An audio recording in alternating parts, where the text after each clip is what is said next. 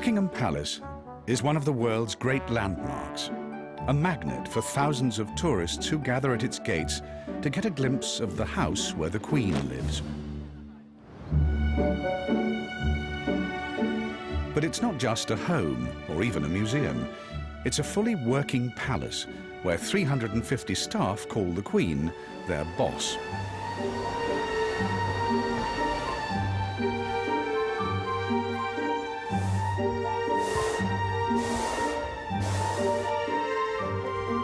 Since the reign of Victoria, Buckingham Palace has been the nerve centre of the British monarchy.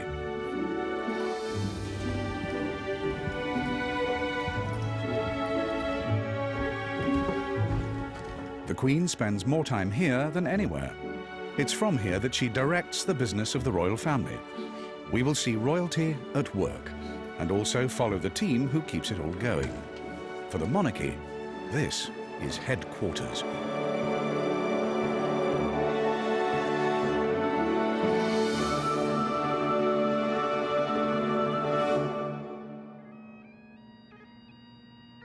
The public side of royalty is ceremonies and walkabouts, but the real business of monarchy happens here at the palace. The 9 a.m. bagpipes, a tradition stretching back to Victoria, and a signal for the Queen that her working day has begun.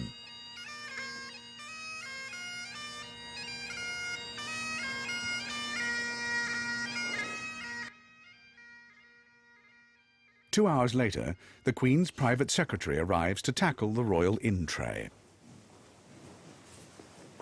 What's that beardy? Yes, it's a ridiculous chair, this for this. At this meeting, parliamentary papers are signed, appointments confirmed, and schedules and speeches approved. If you wanted to go through. She may be primarily a figurehead, That was last night's report from Parliament. but the Queen remains a well-informed one. I was rather intrigued by this. Oh yes, the estuary. Southern Estuary Barrage scheme. Do you know anything about it? I mean, have you got any? I can get some. It says it could generate 5% of our electricity supply, which sounds quite useful. Well, yes, but I'll get some briefing then. This is the new bill. Oh yes, yeah. I saw that going up. Transport. Yeah. And they just want your consent to. They seem to have taken rather a long time here, don't they? Yes, ma'am. Did you hear on the news, ma'am, Virgin Trains have Yes. got the biodiesel? That's just a note on where we are with the Royal Train going to biodiesel. And you'll see they're starting a trial. Quite expensive. Very. And They might get us to the West Country. Well, if it works, If it works. that'll be the first time they use it. With one helicopter at the disposal of the royal family, it's up to the Queen to decide who gets it and when. She likes to monitor everything. A helicopter. That's the Duke of Gloucester going to Shropshire, which is, I mean, I can see why he needs a helicopter. Gosh, school? Yeah, he's got a busy programme. Oh, District Hospital, yes, of course he can have a helicopter. Is that all right, ma'am? Can I give you your approval? It's not a day we're using it. Or Anne's using it. Ma'am, there's one signing. It's the Prime Minister of the Cook Islands. Cook Islands representative. We'll get the originals through, but we'll fax these back. What could one do without a fax?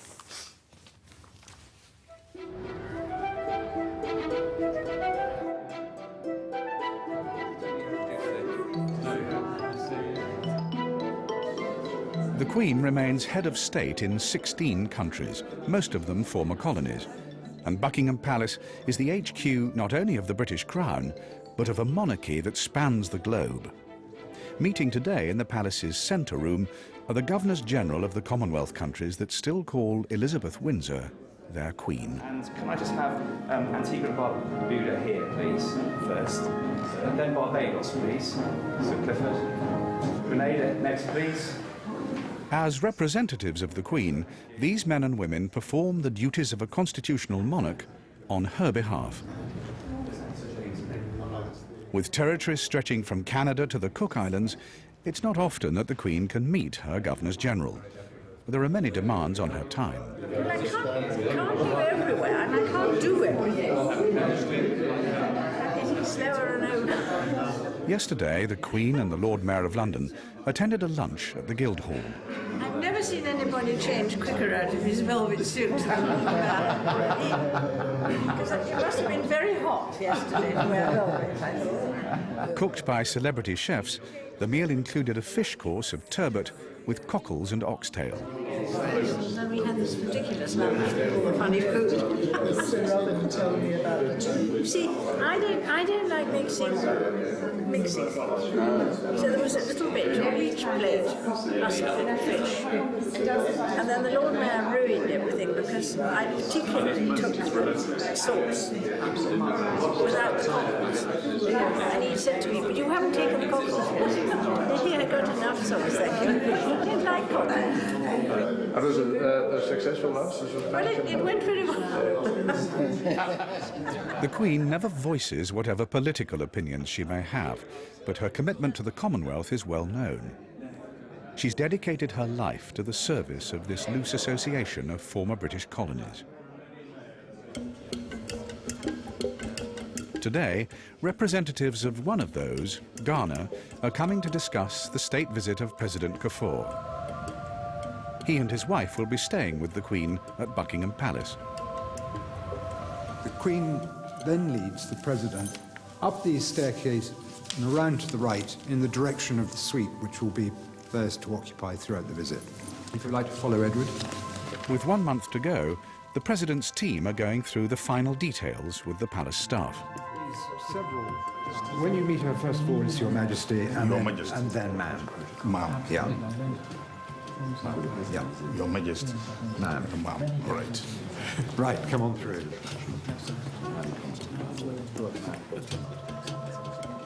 Buckingham Palace functions very well as a venue for a state visit because really the layout of it and the room designs and the room sizes lend themselves very well to the different things that we put on whilst they're staying here.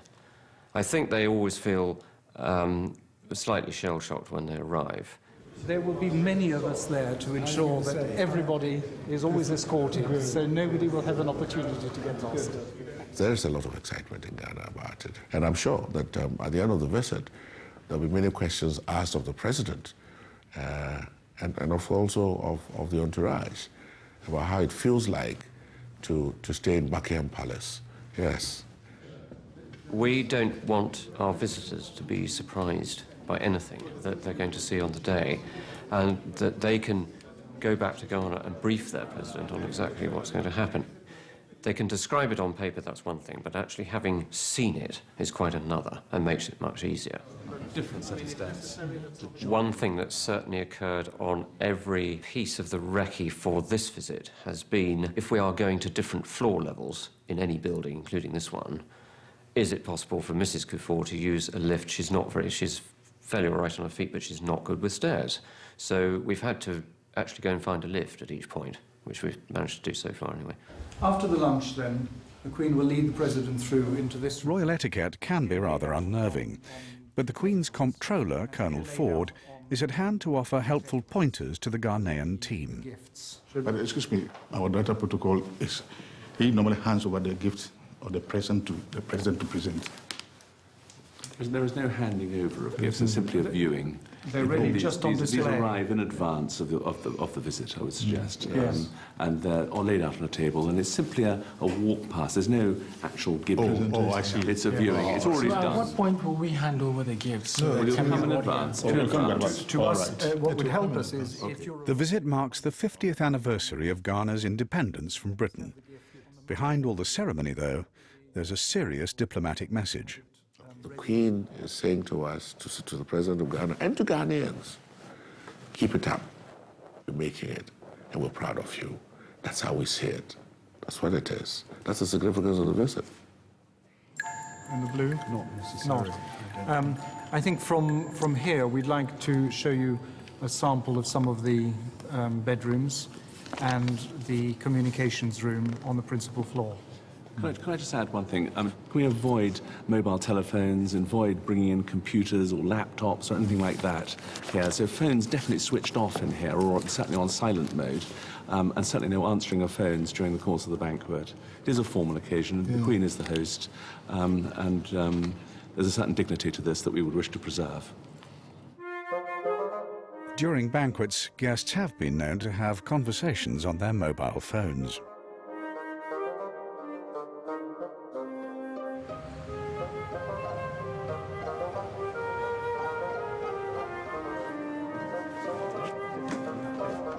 The lot. Right, so The high point of the Ghanaian state visit will be the banquet in the palace ballroom.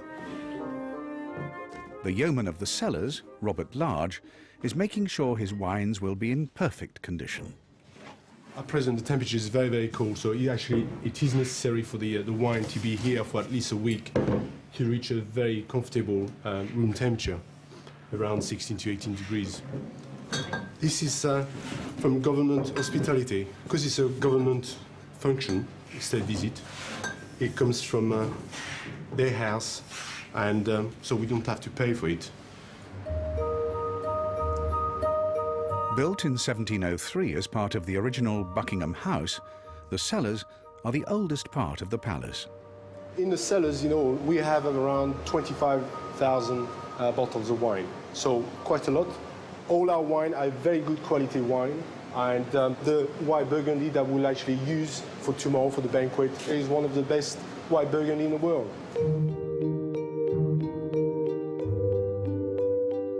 So this is our oldest wine that we have in the cellars. We have a bottle of Buell, 1815. This will probably never be touched unless if it's a very, very, very special occasion. And off we go. Directly above the cellars, senior page Philip Rhodes is preparing the rooms for the Ghanaian visitors who will be arriving tomorrow. Now here we are in the Marble Hall, which is part of the grand entrance of Buckingham Palace. And the Belgian suite, where the President and the First Lady are going to stay, is here overlooking the garden. And we're going into the sitting room, which is, we know it as the 18th century room. And we're going to set up his desk ready for his arrival. And let's have a look. It's nice to see the palace actually in all these bedrooms totally being used. I mean, everything is used. Despite its 650 rooms, the palace only has 11 guest suites for the state visitors' senior staff. So if we go up to the principal floor now and just have a look at how we're going to run the operation, then that would be great. President Kufuor's closest aides will stay here on the principal floor. The rest will be in nearby hotels. How are you? Each one of the guests that stay will have one of our footmen to actually valet for them. The footman that's going to look after them will actually unpack, putting all their clothes away. We press everything, so their suits are pressed, their shirts are pressed, their ties are put away all in a certain way. If we can make anything easier for them, we do it.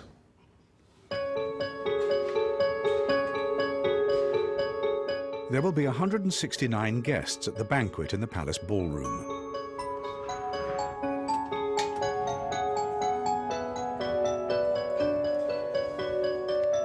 When it was built in 1854, the 7,500 square foot ballroom was the largest room in London. For each visit, Royal Headquarters produces a manual that contains a schedule and a guide to protocol. What we've got is the ceremonial, we call it, which is the programme for the visit itself, which contains all the detail, all the timings for the entire time he's here, from the moment of arrival to moment of departure. So, for example, on Tuesday at 5:50, he's called at Buckingham Palace by the Leader of the Opposition. Then it gives you a page reference number, turn to page 52, and it's got the visit by the Leader of the Opposition in full detail. And everybody has a copy of this, all the Ghanaians have a copy, so we all work from the same book. We've always had a book, going right the way back to, there you have, for example, Saudi Arabia 1967. Slightly different format, but not vastly different, because we found that it just tells people what they need to know. There they are, state visit of King Faisal of Saudi Arabia in May 1967. Tuesday the 9th of May, arrival at Heathrow Airport, London North. So they were written in a similar format, day by day, so that you could easily follow the week.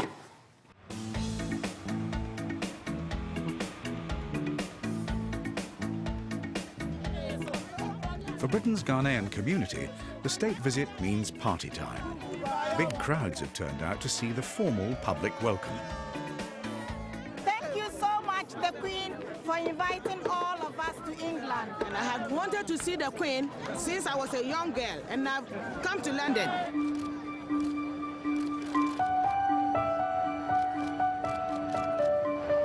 One of the earliest visits by a British monarch took place in 1520, when Henry VIII visited the King of France to sign a treaty of peace. The visit lasted 3 weeks and famously included wrestling bouts between the two monarchs. That's no longer obligatory. Nowadays, these occasions are all about atmosphere and goodwill, not political haggling. This shows that Ghana and Britain are cooperating, and in fact, Ghana is actually taking its rightful place in the Committee of Nations. It brings harmony between the two countries. God save the Queen, God save our President. The Queen has made us so proud. She's a wonderful woman, and we are all behind her.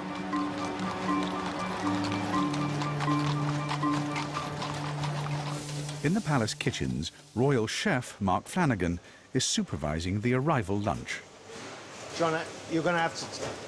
That's going to have to come down quite a way. There's still a lot of water to come out of that, yeah? These are all the fruit plates which will go up onto the arrival lunch. You know, the guys take a lot of care. Every piece of fruit's polished. Every leaf is polished. Then, of course, we've got the worry that the china is irreplaceable. So it's a bit of a nervy job, and we try not to let the youngsters do that one, just in case. Her Majesty the Queen and her government are quite modern. They may use traditional trappings, all right? Riding in a horse-drawn coach and all that. But there must be real meaning to the invitation in terms of socio-economic development for Ghana. They'll be looking after you, yeah? The welcome ceremony ends with gifts. The Queen honours President Kafur with one of her highest orders of chivalry. The bath and the collar. Very nice to be able to give you that. And I'm afraid there's always a photograph to add to it. Going to cherish it. And this is a sort of, this is for you yourselves.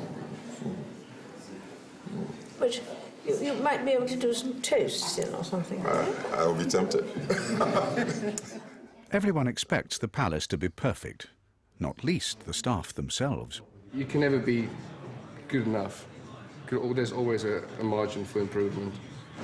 These shoes are virtually brand new, so they don't produce a good shine yet, because the polish hasn't built up in layers yet. So for the moment, this will be my number 2 shoes, and then for this afternoon, I'll wear my number 1s. It's been going for a couple of years now. Because it's such a long day, and you're on your feet for virtually 14 hours a day. The palace recruits its footmen largely from the hospitality industry, so they're used to being on the move all day. Your shoes, because it's leather shoes, they tend to absorb quite a lot of the moisture, so to speak. And by the time you do a state visit, after you've done almost 8 hours on your feet, it's always better to change into a fresh pair of shoes. It makes you feel better already. The yeoman of the cellars, Robert Large, likes his wines to enter the spirit of the occasion. Sometimes you have the singing noise. And when you actually open a wine and it start doing this noise, right, you know that the wine is actually going to be happy wine and it's going to be a good wine. This is what the sommelier believe anyway. There you go. That is the singing noise. So this is a happy port.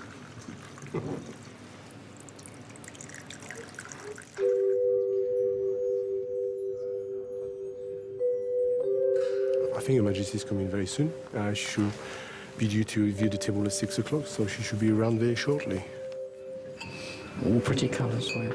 Retired staff are often called back to help with the larger banquets.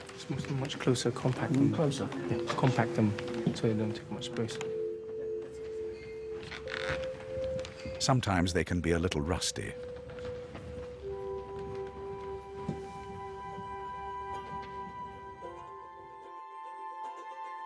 The Queen likes us to be here when she comes up, because if there is anything wrong or any problems, we are here to solve it as quick as we can.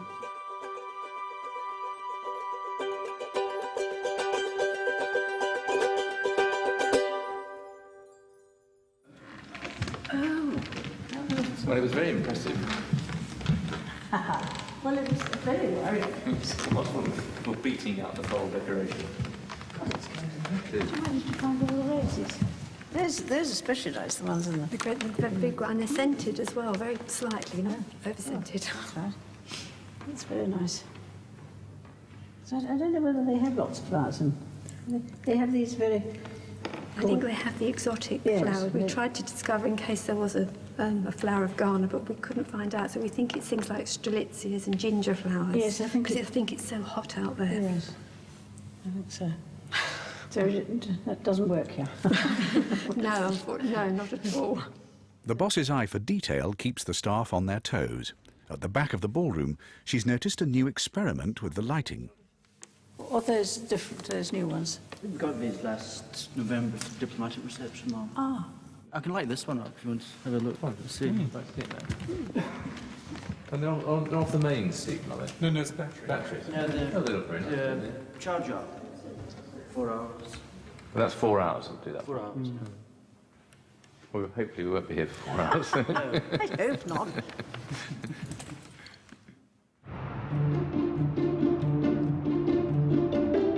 Start playing. Can I have the pages down this end, please?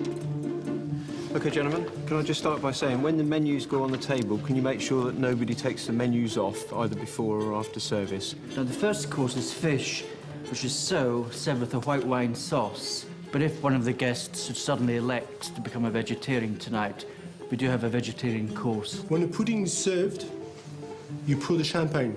But before you do that, you bring the pudding champagne forward, where your toast champagne was. The first light you'll see will be a blue light. And that light means take your place at the start of your service. And then on the green light, then you all lay your plates. Now, on all the services, you will have a small salver. Use this salver to remove your glasses. I don't want 2 or 3 glasses on the tray. I just want 1 or 2 maximum. Now, has anyone got any questions? It's important from my point of view that you know what you're doing tonight, OK? Don't be nervous and enjoy yourself.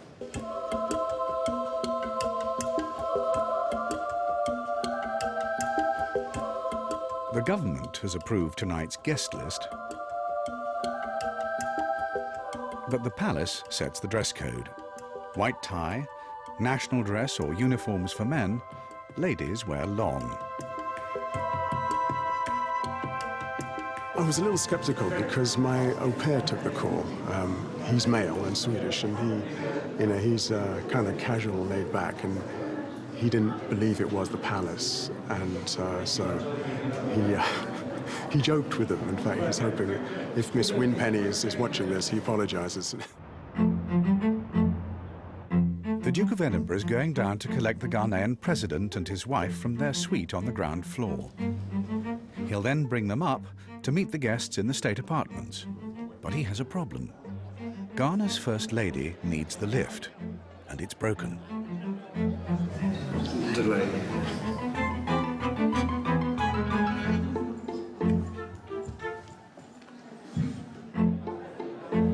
The hold-up is starting to concern the staff and the host. What a light one it is.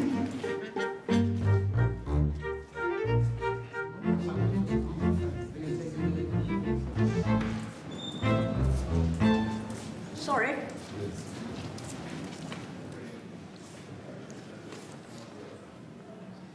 The Duke has the solution. Staff lift. Hey. They're coming out in the luggage lift now. Yeah. Yeah. By tradition, the housemaids are the first to greet the state visitors. Prince Philip and his guests have quickly forgotten about the lift as the Duke soldiers on. They look after the house. I mean, they're not going to do a song and dance for him. Next, the Duke introduces the guests to members of the royal family. Very nice to see you.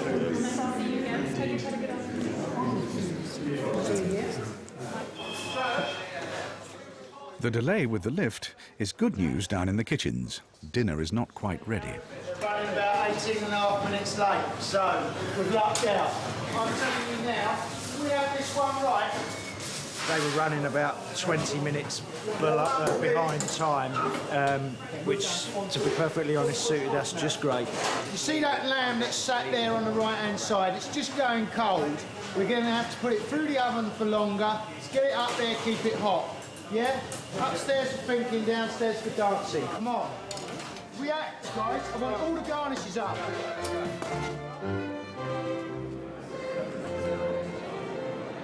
Mr. and Mrs. David Cameron.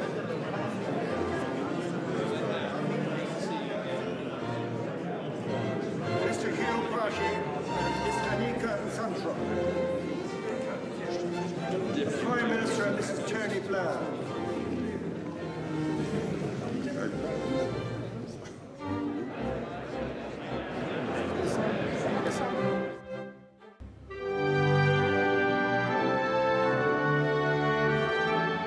I know when visiting heads of state come to this country and they have one of these magnificent banquets at Buckingham Palace, you know, if you said to them, well, we'll scrap all that and we'll go down to the local bistro or we'll have you in Downing Street even for a dinner, I mean, it wouldn't be the same to them. They love the fact that they're in Buckingham Palace with the Queen of the United Kingdom and, you know, the royal family in what is a very, at one level, of course, a very old-fashioned, almost piece of theatre, but it's great. People love it, and why not?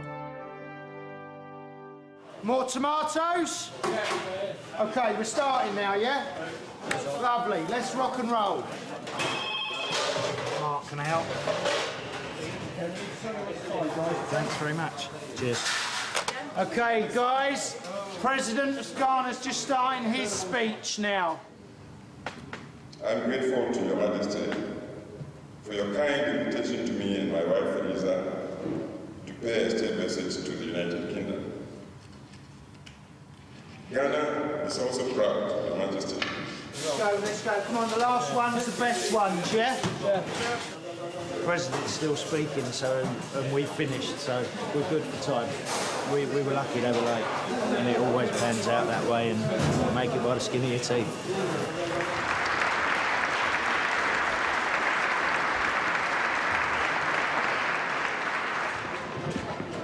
Okay. Don't forget, don't wait for a straggling plate.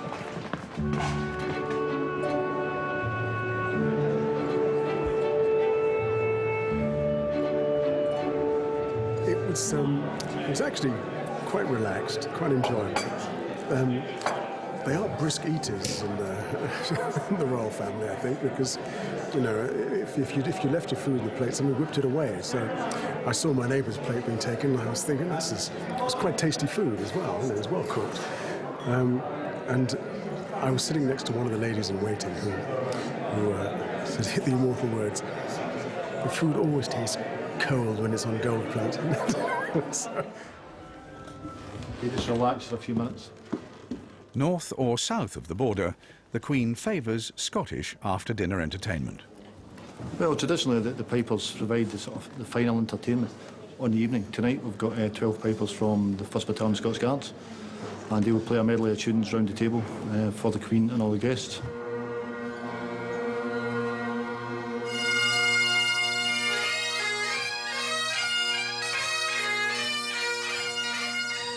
it's a bit interesting getting one or two insights into the views of the inner household about things like the pipers.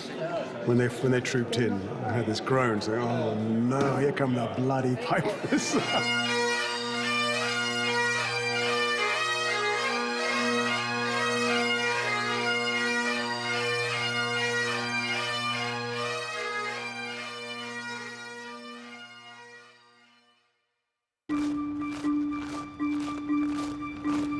The palace hosts another state ritual, the investiture. Each year, over 2,000 people receive an honour. Most are nominated by the government, But it's the Queen or her family who present these awards, which recognise and reward achievement in all walks of life. Coordinated by the Central Chancery, the Queen's medal team is based at nearby St James's Palace, where Jeremy Bagwell-Purifoy is the insignia clerk. In here is basically a year's worth of insignia, from terribly expensive stuff, which is used very rarely, to things like MBEs and OBEs, which we probably get through a couple of thousand a year. Here's a cupboard full of MBEs. You can get the box. So that's an MBE. Basically, when we start getting ready for investitures, I go through the programme, see what we need, and it all comes out, sits on that table. It goes upstairs bit by bit, gets cleaned, checked, comes back down here, where it stays until we take it across to Buckingham Palace, which we do the afternoon beforehand. OBEs, which are identical to MBEs, except they're gold, or they look gold. And they all have these hooks, so that when we come to the actual investiture, the Queen doesn't have to fiddle with the brooch fitting on the back. Each person, as they tip up at Buckingham Palace, will have a hook put onto the lapel of whatever they're wearing. So when the Queen comes on, all she has to do is drop that over the hook. Different grades of decoration get worn in different ways. So a man's CBE is actually worn around the neck. For practical reasons, if a lady turned up at an investiture wearing a large hat, you couldn't put that over her head. So a lady's CBE is on a bow and is worn as a brooch. Just to complicate matters, if you happen to be a lady in uniform, a police lady, you get a man's one.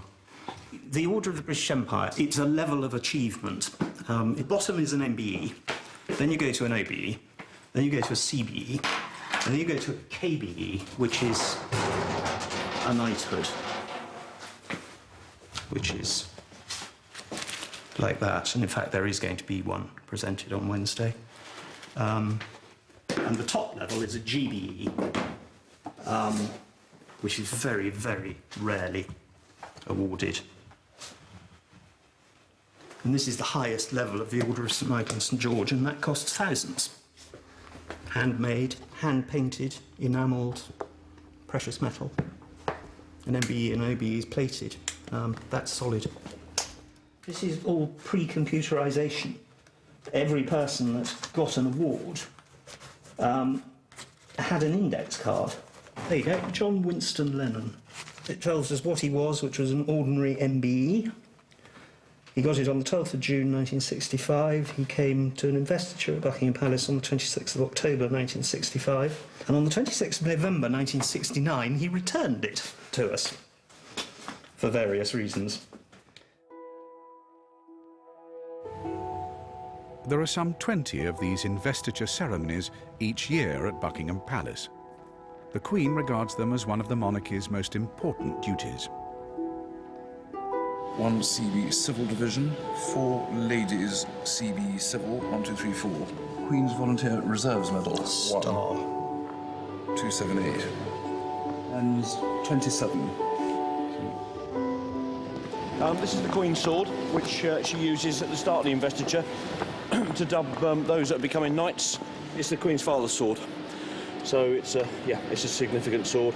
I normally do a set route on investiture mornings where I check all the rooms that are being used for the investiture. For example, the stall, the knighting stall, which is obviously very important at the start of the investiture, to small things like the Lord Chamberlain using red pencils to tick the names off. And I normally give him about 6, so he's got plenty of pencils not to go hunting for them. I have back here 2, again, which might seem very insignificant things, but phone there, which has rung in the middle of an investiture, so I normally make sure that's unplugged before we start. And I have 2 lights here. One's a red one and a green one, 2 buttons. And the director of music up in the gallery has the equivalent lights, which basically are, if we think the band are playing too loud or playing too soft, then the red light is to indicate to him that we need them to be a bit more quiet, and the green light is to play a bit louder. Needless to say, we never use the green light. Do you always walk this fast? I do, actually. Well, I do on investiture mornings, purely because I'm a bit struck for time.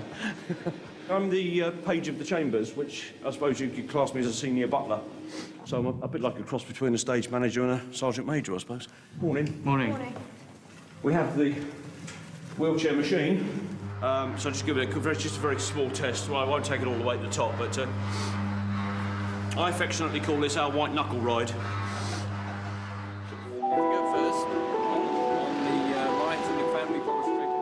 Today's investiture will honour 100 people. Each is allowed 3 guests. Among the recipients is farmer George Hughes. He's getting the MBE for his services to the sheep industry. I've been getting more and more nervous every day. And last night I wouldn't say a word. Good morning. Good morning. It's the unknown, isn't it? You've got to go up to receive it, and you hope you don't stumble or something. Those are the sort of things you think about. So if I need a hanky, I shall fall on you. Don't Is that all right? Absolutely fine. When I opened the letter 6 weeks before, it's quite an impressive letter. It comes from 10 Downing Street, of course, and then all the invitations come from St James's Palace. So the postman gets very impressed. Good morning, Stephen. Stephen Marshall, the yeoman of the glass cellars, has spent 30 years working at the palace, so he knows the form. Today he's here as the Queen's guest to be appointed a member of the Royal Victorian Order. I'm getting nervous now, yeah. Well, it's different being on the other side, coming through the doors, you know, and seeing the people you know talking to you, telling you where to go, basically. I don't like getting a Christmas present, you know, where you got that little bit of a walk, let alone the long one I've got to do now, so. You think he'd have his own photographs, wouldn't you? We've already signed to say, yeah, go away. Did you? Yes. The investiture actually starts at 11 o'clock this morning, conducted by the Queen, as you know. Now, what I'm going to do is just walk myself through the system that you're going to have to go through.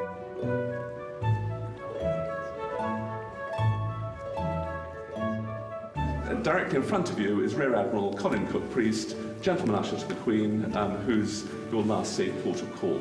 Usher, wait now, that's right. But when you go up alongside Colin, please could you stop? And at that point, what are you waiting for? You're waiting for your surname to be called. Dame Margaret Pending, for services to politics. A conversation, you'll know it's come to an end. Handshake, please take it, and then reverse back. Please remember to reverse back the 2 or 3 paces it takes to get to the start point of that. Mr. Stephen Gerrard. I've never experienced nerves like this, yeah. It's a bit different. Excited, though. No, first time. Looking forward to it. The nearer it comes, the more emotional it gets. Just going for your head. So nervous. Quite normal, everyone else is, don't worry.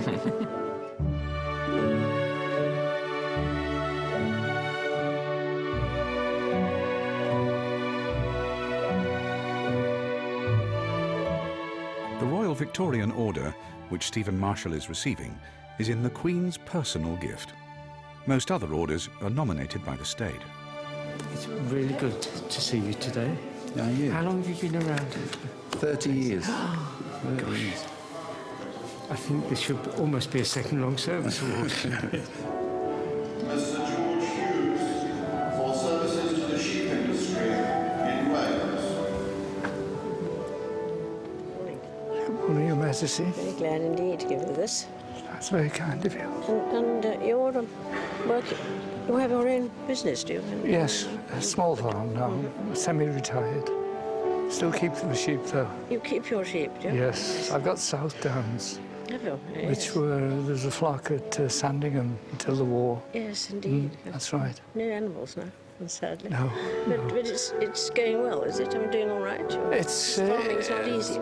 It's not terribly easy, no, but we're struggling and getting away with it. I'm glad to give you that.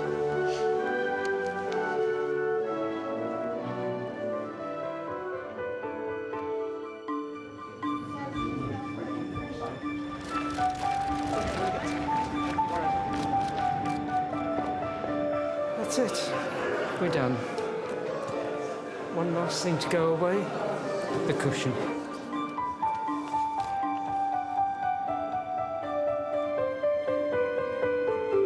Together. And what a wonderful lady the Queen is. See? Why'd you say that?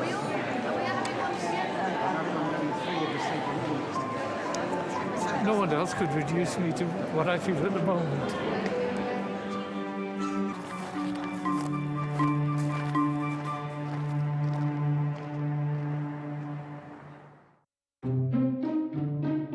palace is vast. It takes a staff of 350 professionals to keep it going, but also some voluntary helpers.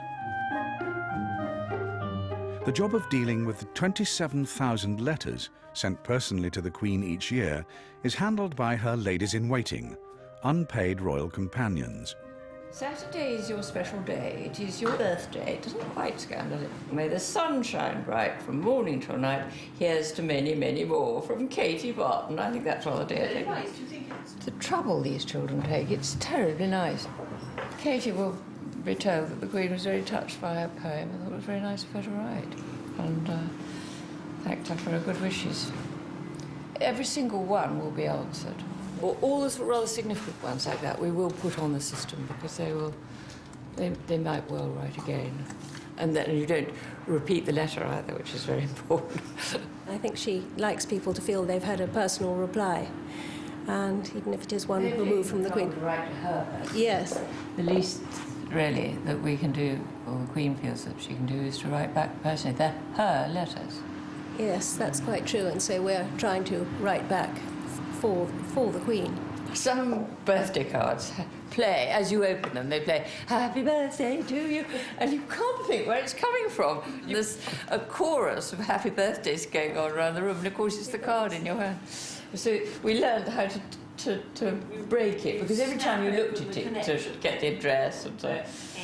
The Queen said that the corgis were mad when she opened them. Nursery school children used to do a lot of big cards with macaroni and pasta stuck on, and by the time they got to us, quite a lot of the pasta was off and loose. The three ladies-in-waiting on duty today have more than 90 years of experience between them. One gets a sort of terrible flow of nice, kind, polite things to say to people without actually committing yourself too much that, you know, so pleased to hear about this, and, you know, delighted to know that.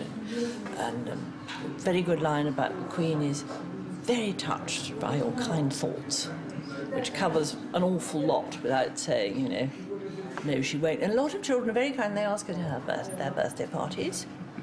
Quite a few people have taken to asking her to their weddings. Since the opening of the palace, a lot of people write in to say how much they've enjoyed their visit and how nice it was of the Queen to let them come round their house. And they all get a reply, because that's very nice to say thank you.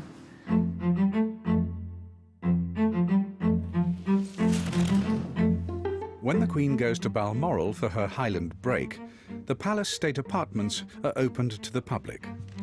Every year for summer opening, the Royal Collection plans a special exhibition in the Ball Supper Room, which this year is 80 dresses for 80 years and a display of jewellery. So it's 80 evening dresses worn by the Queen for state and official functions.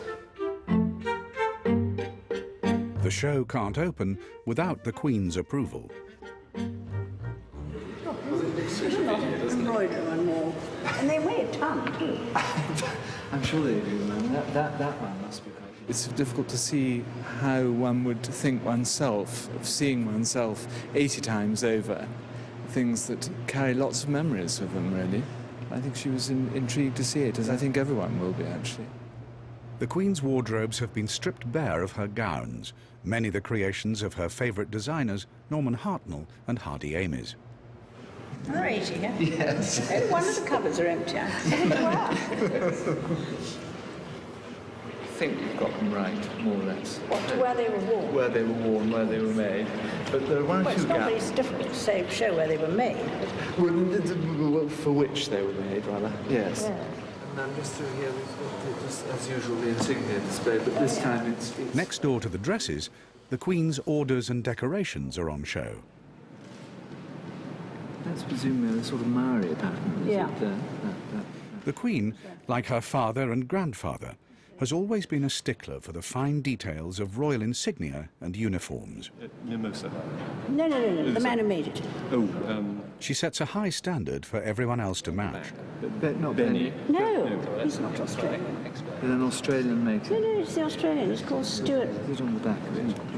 See if it's pinned. I should think so. a last note. Is that all it's attached by? It's two pins. Yes, ma'am. It's the most magic thing, isn't it? It twiddles round. She stuck it or something. No, there are two little clips, ma'am. Oh, are there? But it swivels. It swivels, yes. Why does it swivel now? Because it's got a double. It's garter on one I mean, that's side. garter on one I side, you see. see, and Yes. it's got the thistle on the other. It's a man's ribbon, isn't it? It is, ma'am. Doesn't matter. Well, we have one of your Majesty's, if rather smaller one. No, I don't. She has a very good eye, and she does notice when things aren't right. And we have had occasion to change labels quite regularly, so it's always nice to have something picked up.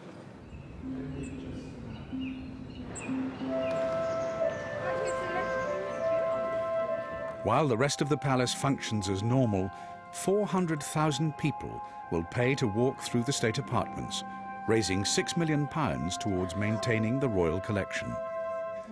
The public were first admitted in 1993 in a new spirit of openness and economic pragmatism after the fire at Windsor Castle. This has been kind of a lifelong dream for me. Wow, it's lovely, you know? Look at that.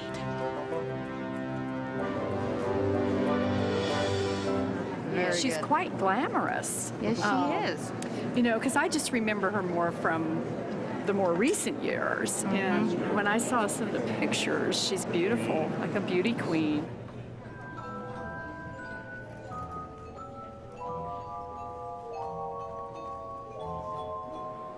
Looks a bit like a bathrobe. No, I'm not keen on those. Very impractical. I mean, they're only worn once. I mean, that purple one there, to me, it's a very harsh colour, that. But maybe that's the way it goes. You've got to instantly know where she is. I think I'd take that one in the centre with the coat matching. Oh, no, I wouldn't. No, I'd take one of the champagne-coloured ones. Yeah, but there's one in there, it's hideous. Right! The most colourful event in the palace calendar will be the Queen's birthday parade in a month's time. Also known as Trooping the Colour, it's performed by the Household Division, the soldiers who guard the monarch. What I want to quickly do, men, is just to give you an insight. This year the Guards have a surprise for the Queen, a gun salute in the palace forecourt. Well, historically, since Napoleonic times, a group of soldiers have celebrated a victory in battle by firing the feu de joie, a fire of joy. For all the big parades, Garrison Sergeant Major Billy Mott takes charge. The feu de joie has not been fired for a number of years. So basically we're here this morning to work with all the contingents that will be firing it in the forecourt of Buckingham Palace on the Queen's birthday parade. Headdress! You're going to look good, aren't you? Her Majesty the Queen's going to be on the balcony. We'll spot you. It's only the British Army that have adapted it. It has to be done with a little bit of style and a bit of dignity. The feu de joie has been fired by the British Army in a ceremonial manner rather than on the streets like cowboys. So this is not the sort of occasion where I will tolerate the guardsmen, the professional element of an infantry force, to be thumb up bum minding neutral. And what will happen is the right-hand man will fire. He will fire, and then straight away we get a ripple effect. Right, and all the way down, no pissing about, right to the end. The parade will fire a feu de joie! Present! This will be the first time during the Queen's reign that a feu de joie has been fired in her presence.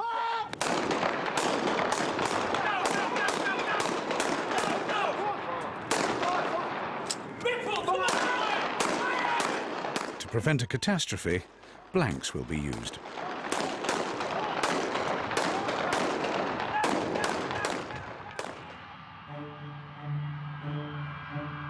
The Royal Air Force will be on parade too, at 1,500 feet above the ground.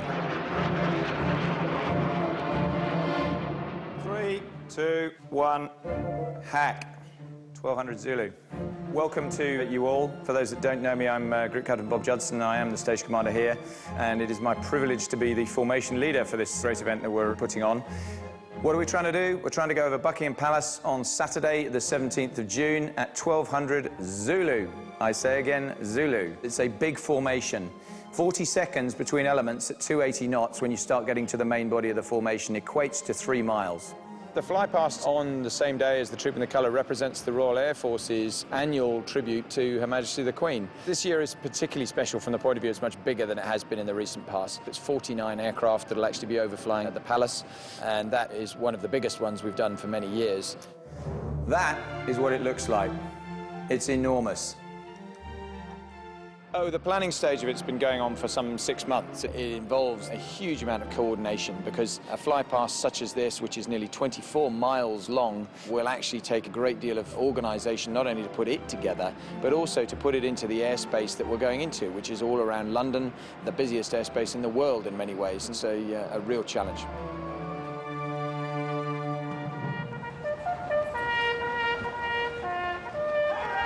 Although her actual birthday is in April, the Queen's official birthday is in June, at the height of the season when the weather is better. Trooping the Colour is meant to underline the close bond between the sovereign and the armed forces. The ceremony hasn't changed much over the years, but with the whole royal family travelling from the palace to Horse Guards Parade, it's always popular with the media.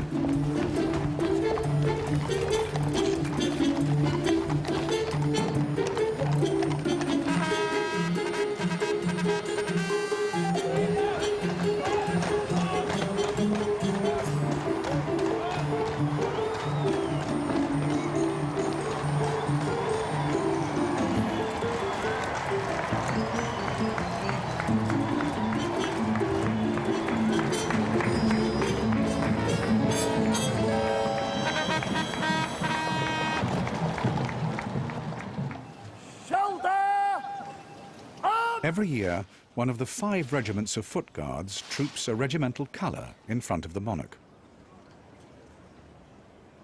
Slow march!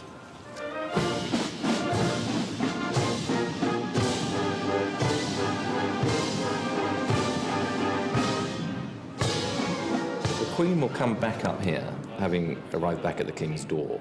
Air Vice Marshal Christopher Harper is at the palace to keep the royal family up to date with the progress of the flypast. Our flypast today is coming from all parts of the United Kingdom. It's going to form up as a formation over Southwold in Suffolk, and then it will set off on a path that essentially brings it to line up with the Mall some distance out, and it will overfly here at 1 o'clock exactly.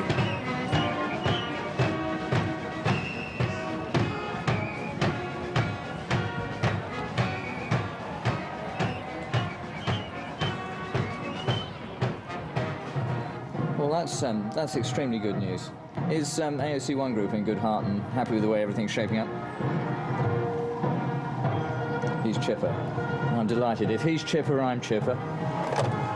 So, essentially, we have a flypast forming up over Southwold. The red arrows are, in 6 seconds' time, rolling at Royal Air Force Scampton to join their place in the formation. The weather is fantastic. Frankly, at this stage, it's looking as good as it gets. While the royal family are at Horse Guards Parade, the centre room is prepared for a drinks party for the extended Windsor clan. Well, Gin Dubonnet, this what is Her Majesty drinks. We always have the ER glasses, and I put 1/3 of gin, 2/3 of Dubonnet. And normally goes just under the ER there. The slice of lemon, you always make sure there's no pips left in the slice, because the last things you want is to actually have a pip going up on top of the glass and swallow that. The pips is removed. Okay. We're always trying to choose very good shaped ice cubes, very square. Okay. That's not going to melt too fast. And it's always 2 pieces of ice cream, which I normally put on the top with the sliced lemon underneath. It's only Her Majesty who drinks the gin Dubonnet, and no one else.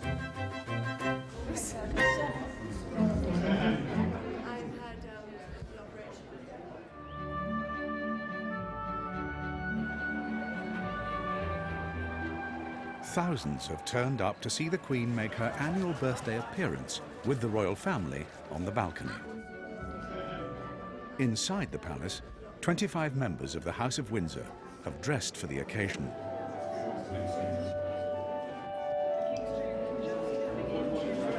Moving down in front of the crowd.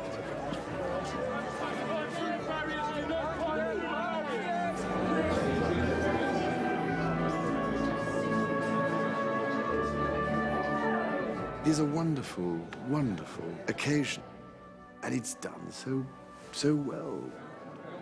So I remember so well when I was small, and I was always looking up at people with wonderful uniforms on, and breastplates and epaulets, and always wanting to pull swords out and so on. It's so funny to see it happening, in other generations, all wanting to do the same thing. Charles, no.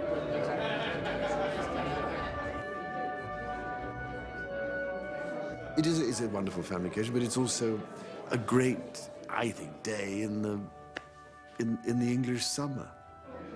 Characteristically, the Queen is keeping an eye on everything, even the timing of the gun salute a mile away in Hyde Park.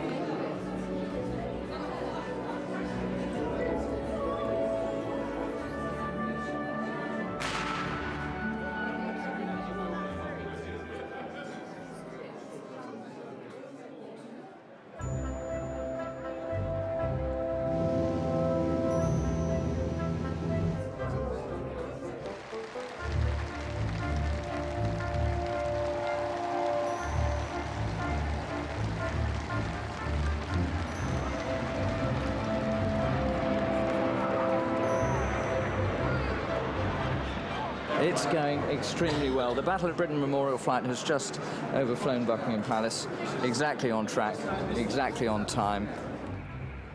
I'm looking at the royal family. I'm trying to pick out who's there. The Queen. Prince Charles is in red. Camilla's missing because, of course, her father died, didn't he?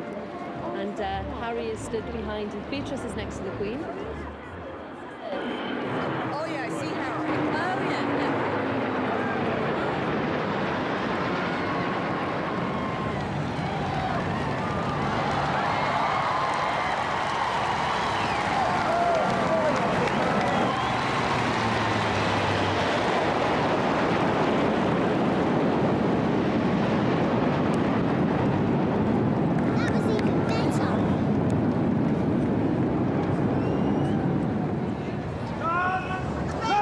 As the climax to the parade, the Welsh Guards will perform their feu de joie.